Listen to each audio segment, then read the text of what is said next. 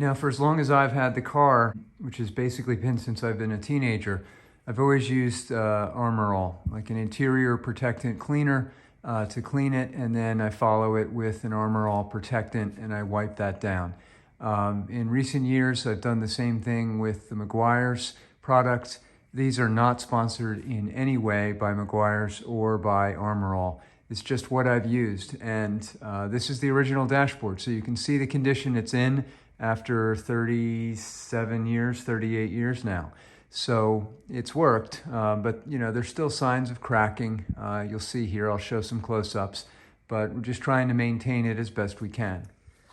Here's a close-up of the section by the defrost on the driver's side, and you can see here we've got a crack starting to form there, and we have another crack over here starting to form by the left side speaker.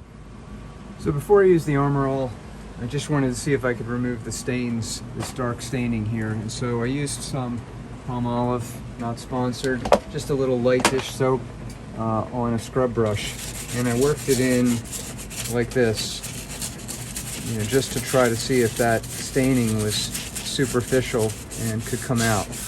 And then when I just rinse with a little water and wipe it off, it really doesn't come out. So I feel like that's something degrading in the vinyl itself. If you are an expert in this and have any ideas about how to remove that, or whether that's just natural degradation of the vinyl, please leave the info in the comments below. I'd appreciate it. I'm just going to spray a little bit of the interior cleaner onto an old rag or cloth, and then wipe that across the surface of the vinyl. And I'm just going to work my way across the entire dashboard and make sure that I get all the surfaces. When I get any staining like that, I'll just find a fresh part of the cloth, spray it, and then continue on. Now that we've cleaned the surface with the interior cleaner, we're going to put on the Armor All protectant over the top. I'm going to use the same process.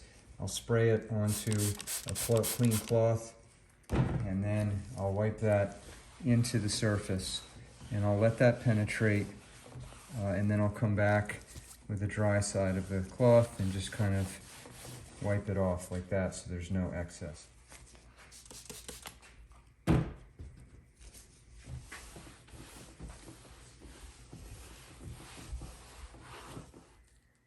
All right, now with the dash wiped down like that, we're going to put it back into the car. Just carefully lift it up and over. I'm going to put the passenger side in and down first. Slide that in until it goes over the top.